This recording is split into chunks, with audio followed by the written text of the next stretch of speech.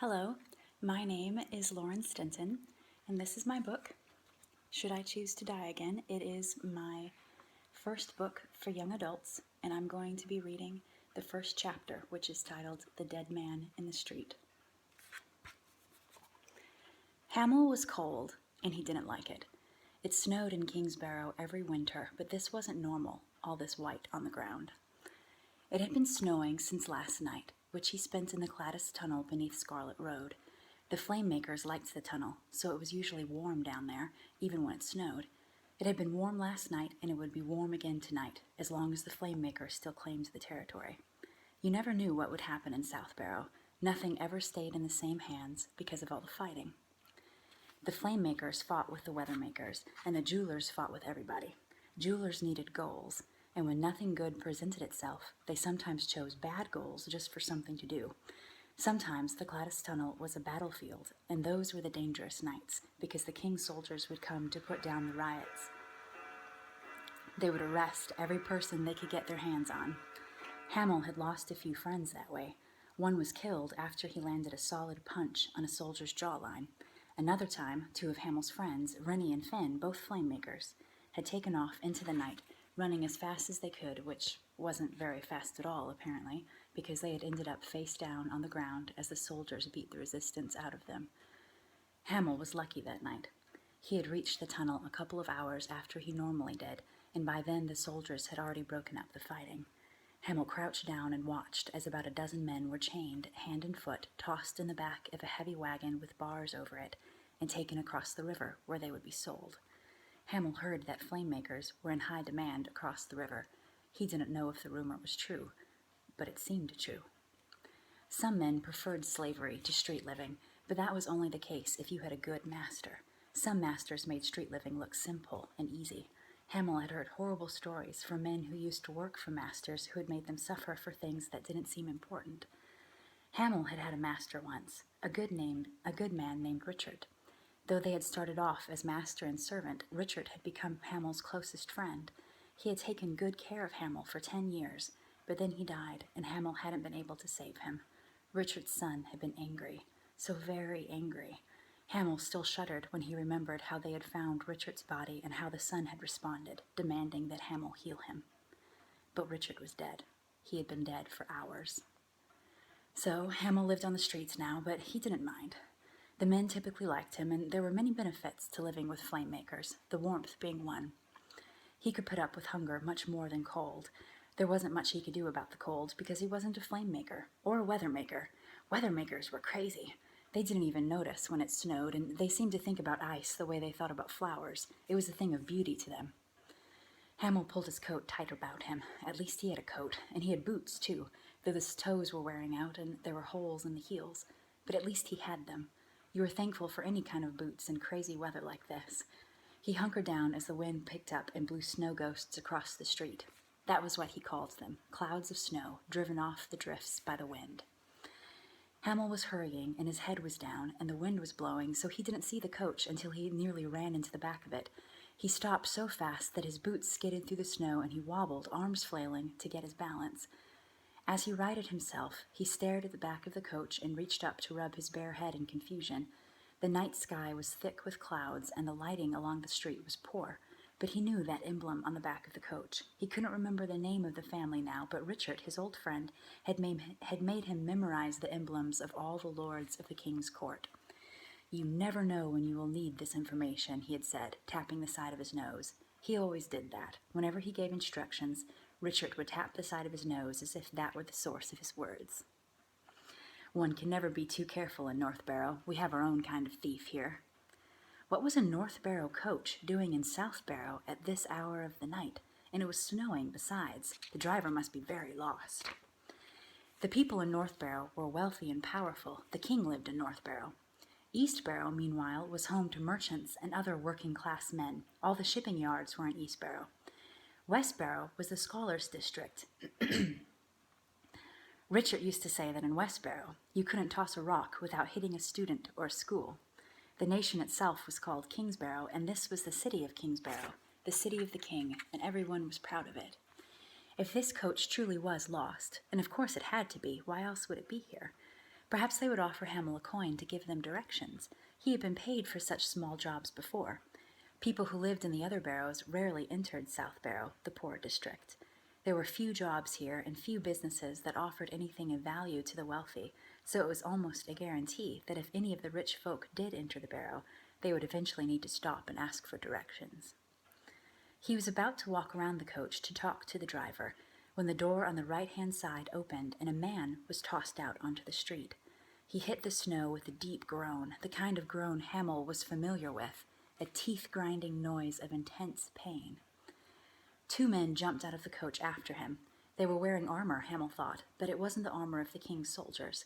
The king's men didn't wear black armor. They wore polished silver armor that was so clean and bright that you could see it even at night.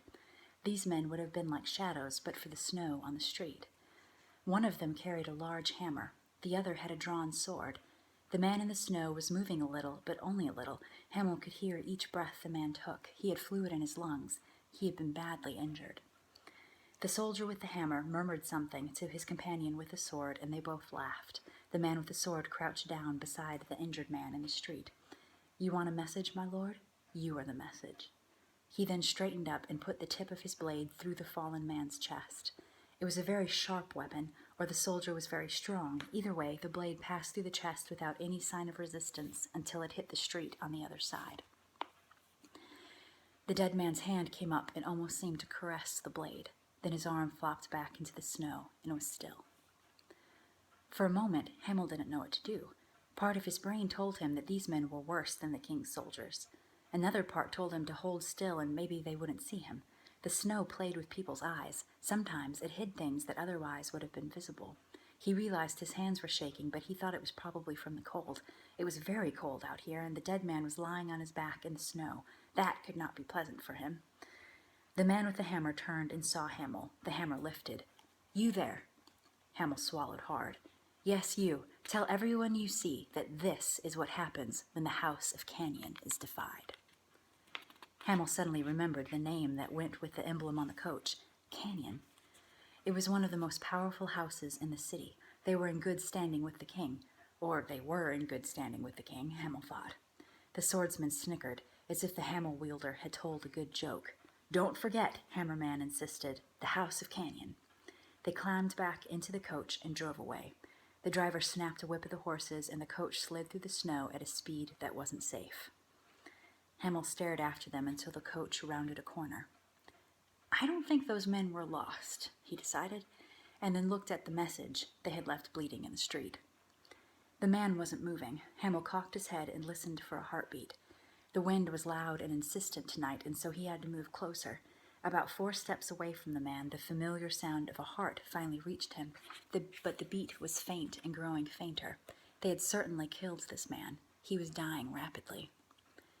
Hamel rubbed his hands together and cupped them to his mouth, blowing hot air into his fingers. He hadn't done this in a while, and most of the wounds he treated now were burns. His friends, the flame makers, weren't injured by fire, of course, but they could be injured by lightning from the weather makers.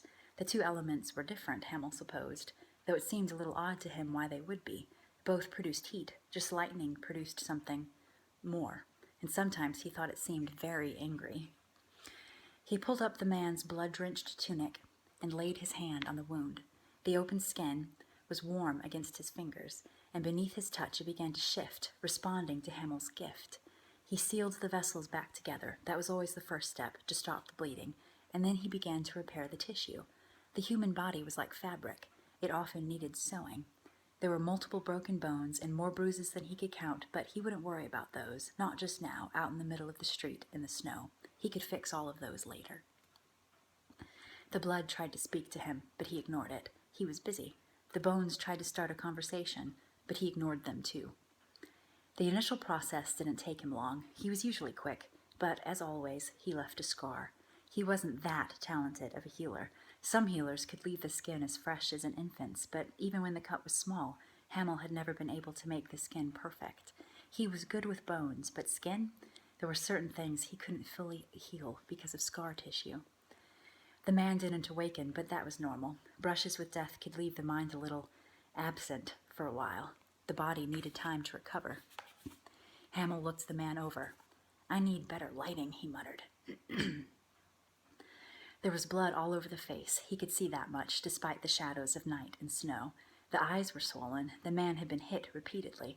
The real damage, however, besides the sword through the chest, was the man's right hand.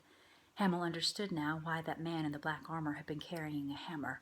The hand was just destroyed, every bone broken, not just cracked, but beaten into shards. Why beat a man's hands this way, especially if you were just going to kill him later? It seemed rather rude. Hamel lifted his head and frowned up at the clouds and the falling snow. It was cold. He was cold. Standing to his feet, he stared down at the man and listened to a heartbeat that was stronger now. "Good. You'll be fine, won't you? I'm sorry about the scar." On the other side of the barrow, there was a mission that took in the weak and injured. They fed them, clothed them, and let them heal. They had good healers working there. Hamel had once seen them heal a man's foot that was turning black and stank with gangrene. But the mission was next to King's River, the massive body of water that cut the city in half. It was blocks and blocks away from here. It would be better to take this man to the Cladis Tunnel, Hamel decided finally. The tunnel and the warmth offered by the Flamemakers were only 5 or 6 blocks north of his current position. That was a much easier distance. But how to get him there? Hamel was not a strong man. He had small hands and small arms, not good for lifting anything, especially not a dead weight like this man was going to be. Richard used to tease him and say, "It's a good thing you're a healer, because you would never make it as anything else." And it was true. After his removal from Richard's house, Hamel had tried to find work, but no one was interested. Most houses in North Barrow already had at least half a dozen healers on their staff, men and women who had been born in the house, so they were at an advantage. And like Richard said, Hamel was too small to do anything else. He had been willing to do anything. Then the king had died, and no one in North Barrow had wanted to hire anybody new. So Hamel sometimes went and helped at the mission, where they were careful with him and never let him have any of the tough cases. It was true that he was a little slow in his thoughts. He knew this. He became confused easily. That was true too. They were kind to him at the mission, just as the Flamemakers were kind, and they gave him only the easy cases, the scrapes and bruises, never the broken bones, never anything with lots of blood. Of course, most of the blood cases died before they could reach the mission. If you were going to be doing any fighting, it was best to have a healer as a friend. Hamel crouched down next to the body. "My lord," he said, remembering what the soldier had called this man, "I'm going to drag you. I'm sorry about the snow. I'll work the frostbite from your hands when we get there." He paused. "If you get frostbite." He crept around to the man's boots and took hold of the cuffs of his trousers, one hand on each pant leg. "Here we go," he called over his shoulder. He stood up as best he could and commenced dragging the man down the street. Soon he didn't feel the cold anymore. That was chapter 1. The book is called Should I Choose to Die Again? You can find it on Amazon, or you can message me on Facebook.